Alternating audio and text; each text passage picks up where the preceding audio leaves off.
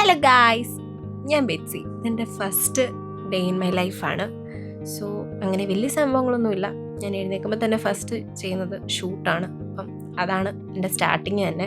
So ഇന്നലെ എടുത്ത ഷൂട്ടിൻ്റെ കുറച്ച് ഭാഗങ്ങൾ പെൻഡിങ് ഉണ്ടായിരുന്നു. അപ്പം അതാണ് ഫസ്റ്റ് തന്നെ ഞാൻ ഷൂട്ട് ചെയ്ത് തീർക്കുന്നത്. ക്യാമറയും ലൈറ്റും എല്ലാം സെറ്റ് ചെയ്തു. ഞാൻ പടപടാണ് അതെങ്ങനെയെങ്കിലും സ്പീഡിൽ തീർക്കണം എന്ന ഒറ്റ ആഗ്രഹത്തോടു കൂടി മുന്നേറുന്നതാണ് നിങ്ങൾ കാണുന്നത്. സോ ഇടയ്ക്കിടയ്ക്ക് ആൾക്കാർ ചോദിക്കുന്നുണ്ടായിരുന്നു ഏതാണ് ക്യാമറ യൂസ് ചെയ്യുന്നത്. സോ ഇതാണ് എൻ്റെ ക്യാമറ, ഫ്യൂജിഫിലിം X-T4. അങ്ങനെ എടുത്ത ഷോട്ടിൻ്റെ ഔട്ട് ഫൈനലൈസ് ചെയ്ത് കഴിഞ്ഞ് ഞാൻ ഇങ്ങനെ ഇരിക്കുമ്പോൾ ഞാൻ ഒരാഴ്ചയായിട്ട് കാത്തിരുന്ന എൻ്റെ കൊറിയർ വന്നു. ഫ്ലോയുടെ ആൻറ്റി ഗ്രാവിറ്റി മാട്രസ് ആയിരുന്നു. സോ അതുകൂടെ ആയി കഴിഞ്ഞപ്പോൾ ഐ എം റിയലി ഹാപ്പി. പിന്നെ ഞാനൊന്നും നോക്കില്ല, എല്ലാം കൂടെ എടുത്ത് ഞാൻ അങ്ങോട്ട് അൺബോക്സ് ചെയ്തു. പിന്നെ മെത്തെടുത്ത് പൊക്കാനുള്ള ശക്തി ഇല്ലാത്തതുകൊണ്ട് എൻ്റെ ചേട്ടൻ വന്ന് എനിക്കത് കമത്തിയിട്ട് തന്നു. പിന്നെ എല്ലാം സിമ്പിളായിരുന്നു. പിന്നെ കൈ കിട്ടുന്ന കവറെല്ലാം വലിച്ച് പറിച്ച് എല്ലാം എടുത്ത് ഞാൻ ഒരു വിധത്തിൽ ഒരു അരമണിക്കൂർ കൊണ്ട് ഞാൻ ആ മെത്ത തുറന്നു ഗൈസ്. പിന്നെ ആരും പേടിക്കണ്ട, തലയും പാലുള്ള മുതലിനെ മെത്തയുടെ കൂടെ ഫ്രീ കിട്ടിയതല്ല, നീ മാറി നിൽക്ക്, നിന്നെ ഞാൻ സഹായിക്കാം എന്ന് വന്ന് പറഞ്ഞ് എന്നെ ഹെൽപ്പ് ചെയ്യുന്ന എൻ്റെ ജെനിയാണ് നിങ്ങൾ കാണുന്നത്. പിന്നെ മെത്തയുടെ കൂടെ ഞാൻ 2 തലേണയും ഒരു മാട്രസ് പ്രൊട്ടക്ടറും കൂടെ ഓർഡർ ചെയ്തിട്ടുണ്ടായിരുന്നു. അപ്പം അത് ഗവേഷണ രീതിയിൽ പൊട്ടിക്കുന്നതാണ് നിങ്ങൾ കാണുന്നത്. എനിക്കതിൻ്റെ തുമ്പൊന്നും കിട്ടത്തില്ലായിരുന്നു guys.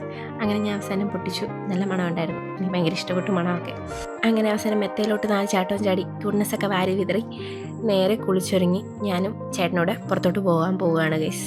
And meet Miss Jenny. ഞാൻ കുറച്ച് മുന്നേ കാണിച്ച് എൻ്റെ തലയും പാലും വെച്ച മുതൽ. അങ്ങനെ അവളോട് ടാറ്റയും പറഞ്ഞു നേരെ ഞങ്ങൾ വണ്ടി കയറി കോട്ടയത്തോട്ടാണ് പോകുന്നത്. എങ്ങോട്ടെന്ന് കറക്റ്റ് ഇതുവരെ തീരുമാനിച്ചില്ല. ക്രിസ്മസ് ന്യൂ ഇയറും ഒക്കെ ആയതുകൊണ്ട് തന്നെ വഴിയിൽ ആവശ്യത്തിന് തിരക്കുണ്ടായിരുന്നു.